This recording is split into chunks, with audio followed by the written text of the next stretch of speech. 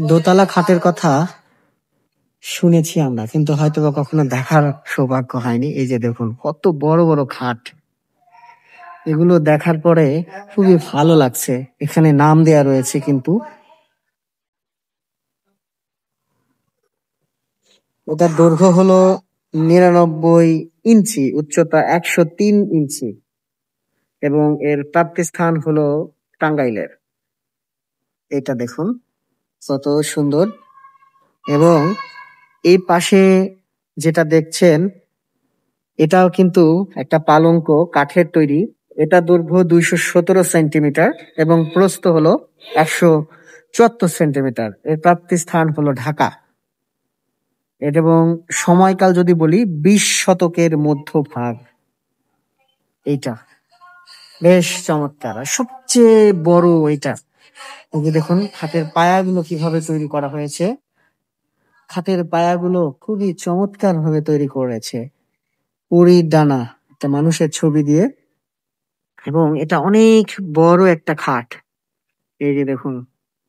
এবং এটিও কাঠ দিয়ে তৈরি করা হয়েছে এবং এর দৈর্ঘ্য হলো 125 ইঞ্চি, প্রস্থ হলো 101 ইঞ্চি, উচ্চতা 133 সেন্টিমিটার।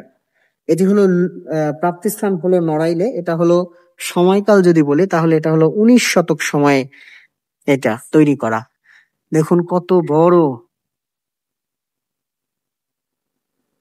এবং এইটা যেটা দেখছেন, এটিও হলো কাঠের তৈরি। এর দৈর্ঘ্য 123 ইঞ্চি, প্রস্থ 27 ইঞ্চি।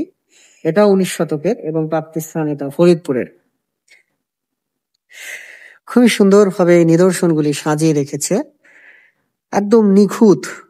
কাজগুলো একদম নিখুঁত ভাবে করা হয়েছে, কারুকাজগুলো কত সুন্দরভাবে সেই 19 শতকের ডিজাইন ছিল। দেখুন এখানে একটা সিংহ এবং মানুষের বিভিন্ন ছবির মাধ্যমে ফুটিয়ে তোলা হয়েছে।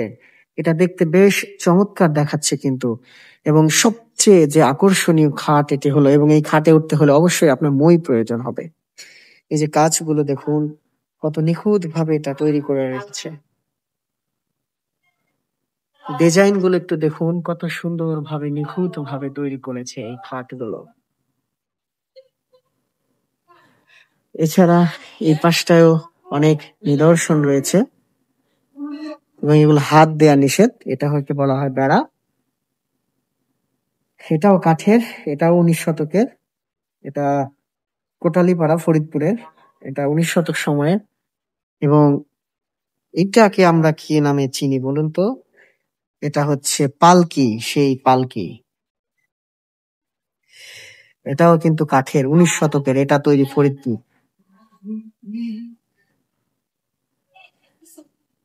এটা হলো সিন্দুক, সেই সময়কার সিন্দুক এটা। এই যে দেখুন সিন্দুক। এই পাশে পাশাপাশি রয়েছে পালকি। এটাও 19 শতকের। এটা যশোরের। এটাও আরেকটি সিন্দুক। এটিও 19 শতকের। এটি খুলনার। এই সিন্দুকটি যশোরের এবং এটি হলো খুলনার। এছাড়া সবচাইতে বেশি আকর্ষণীয় আমার কাছে যেটা মনে হয়েছে, এই খাটগুলো। এছাড়া এখানে দেখুন কত সুন্দরভাবে এই নিদর্শনগুলি কত সুন্দরভাবে ফুটিয়ে তোলা হয়েছে। এক কথায় যদি বলি, অসম্ভব সুন্দর। বলছিলাম জাতীয় জাদুঘরের কথা। আপনারা বাংলাদেশ জাতীয় জাদুঘরে আসলে এমন সুন্দর সুন্দর নিদর্শনগুলো আপনারা দেখতে পাবেন। দেখুন এগুলো 19 শতকের। এখানে বিস্তারিত সবকিছু দেয়া রয়েছে।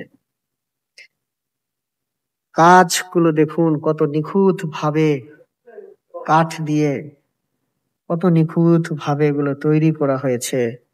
দেখতে বেশ চমৎকার দেখাচ্ছে এই কাজগুলো। কি ডিজাইন! এগুলো কিন্তু এই যে পেরেকের মতো দেখাচ্ছে, এগুলোও কিন্তু কাঠের তৈরি সবকিছু। এই নিখুঁত ভাবে এটা ডিজাইন তৈরি করা হয়েছে,